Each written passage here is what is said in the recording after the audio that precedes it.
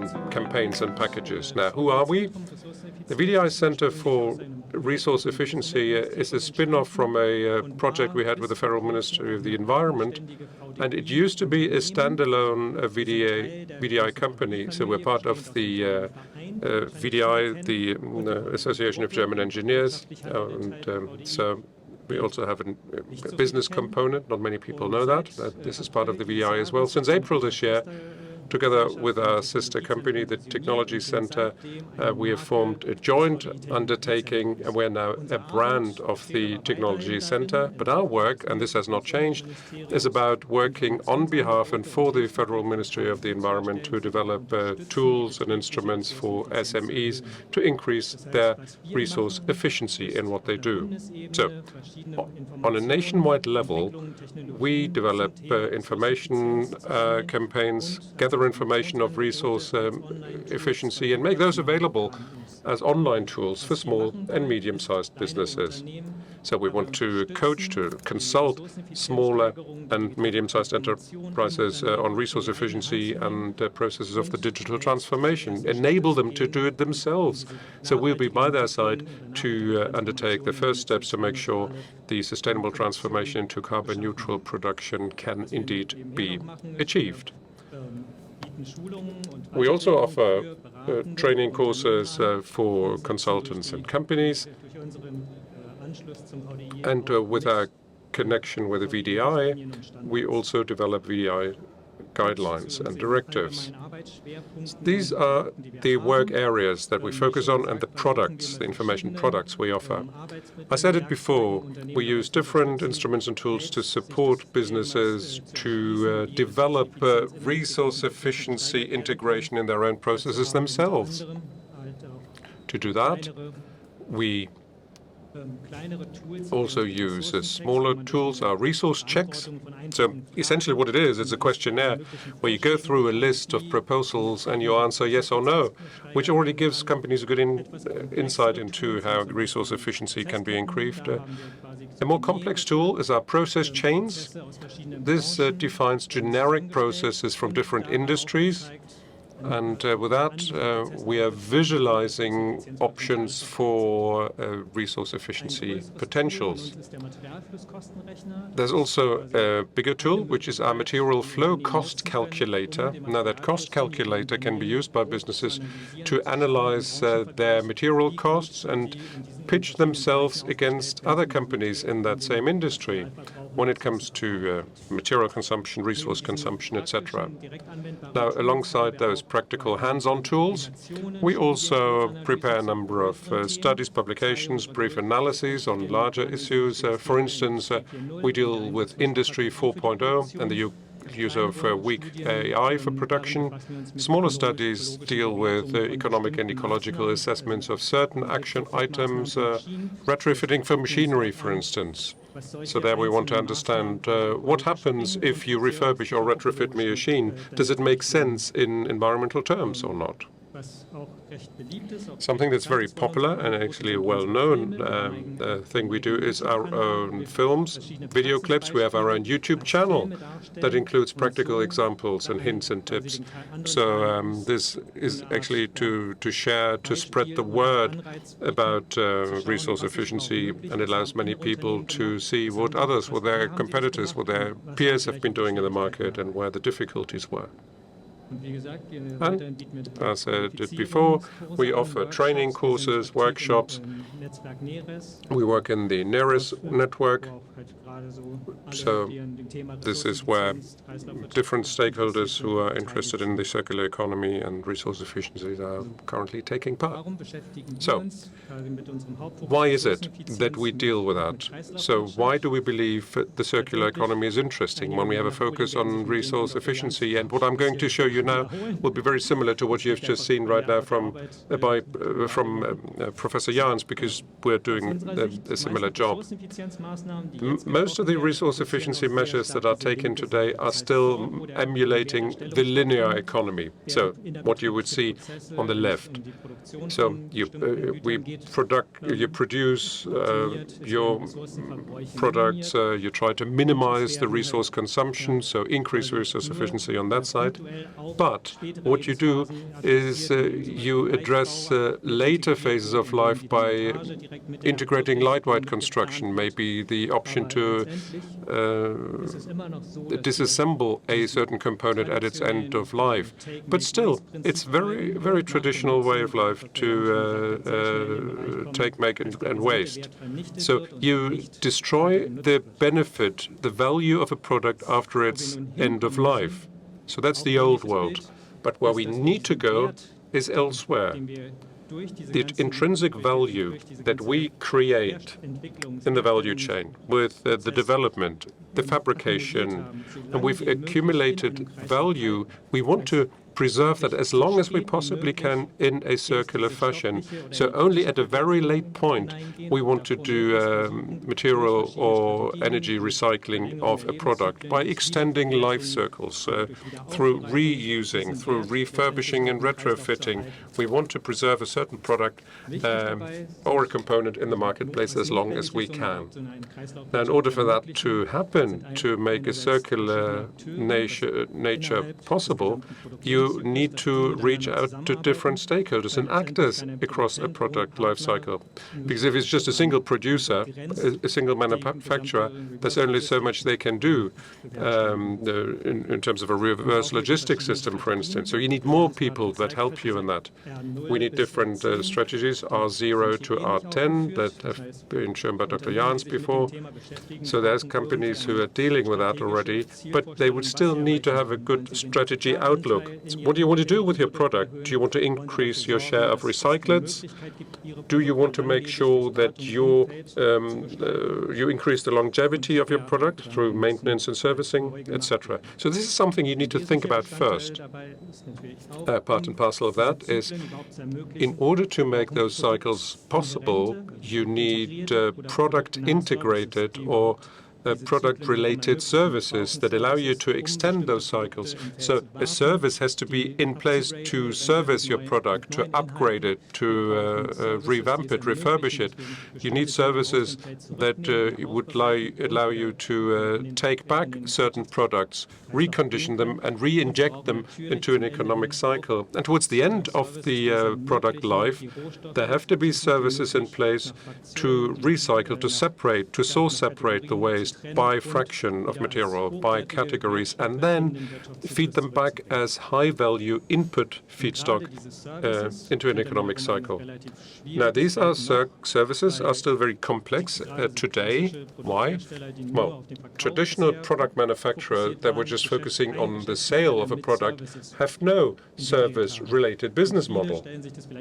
And many people said, well, okay, I have a machine here, I'm selling it with a bit of a service contract. Well, it does not work for it to be a circular business model. Service alone does not suffice. At the end of the day, you don't want to have material goods to just sell to a customer and end of story there. No, you are selling a benefit, a value, and those material components in your value have to be separable from the actual value. That creates an incentive to manufacturers to produce an item, a product that is reusable. So you're not selling a machine, you're selling the value of using a machine. And that also generates a steady revenue stream for you. So if you have a long-living machine, you can replace parts, you can service it, etc. But really, the supreme discipline of a service-oriented business model is not banal. You have to design your product in such a way that you can integrate digital services in them, rather than just building a machine.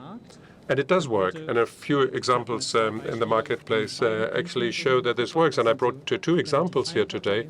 Some of them are very straightforward, simple business models that are still product-oriented, granted, but still they lend themselves to processes of the circular economy. So one example for a results-oriented business model, and I'm sure many of you will know that Lawrence GmbH is a company that produces water meters. So they produce calibrated water meters and sell it to plumbers or building services companies. And those water meters have to be replaced in certain intervals, because they have to be recalibrated. Now, in the past, usually those meters were thrown away. Today, however, there is a take-back management system for that company. So your water meters can then be reused by plumbers. They're collected, taken back, so parts that are not subject to calibration can be reconditioned and can be used for new products. So, on the one hand, you are broadening your business model. It's not just production, it's also remanufacturing. And it says they save 30%, but they actually save up to 80% of their production volumes or production capacities. So 80% of the new products, in other words, get remanufactured components of previously used products. They also applied for public funding, which now also tries to investigate digital technologies to increase the circular economy capability of companies. And they're very much doing a lot now in remanufacturing to automate the remanufacturing of their water meters, so which would allow them to increase the remanufacturing time to make sure, no, actually decrease the remanufacturing time to make sure they have these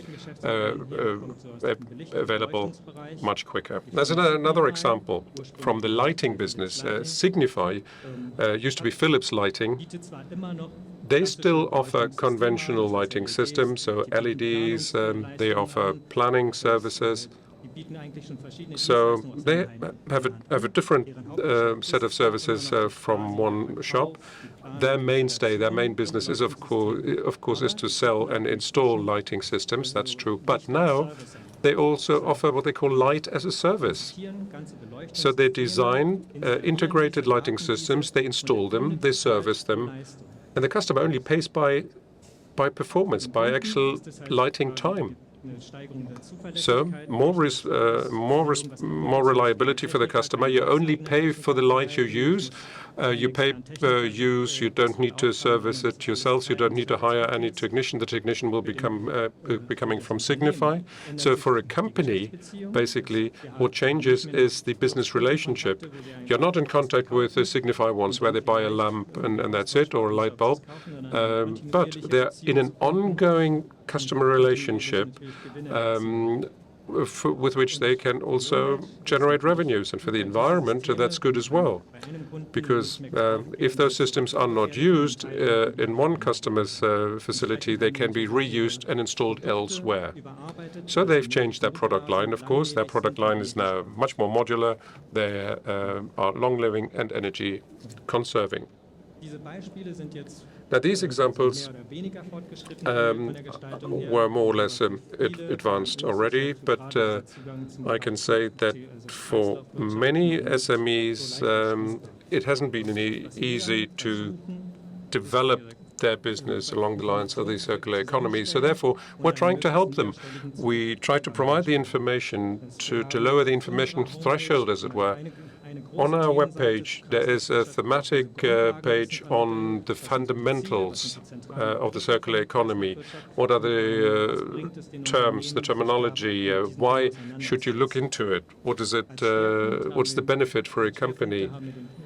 And we focus there on circular economy strategies for small and medium-sized businesses. Certain strategies are described there that especially the smaller businesses could use in order to increase the circularity in their own operations with the cascading use of lubricating and cooling materials, or by introducing waste management systems.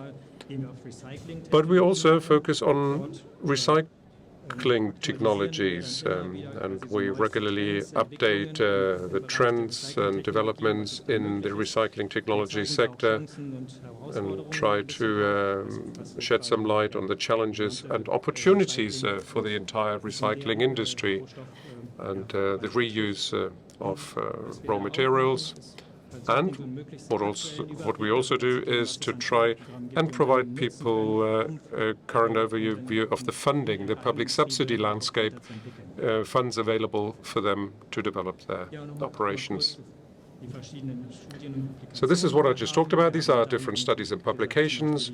We've made a publication on the assessment of retrofit measures of existing legacy installations, but other areas as well. Now, all of these publications are available free of charge from our homepage. And there's also something I mentioned earlier. We have our own YouTube channel that gives you some good best practice examples, also very practical hands-on reference material. But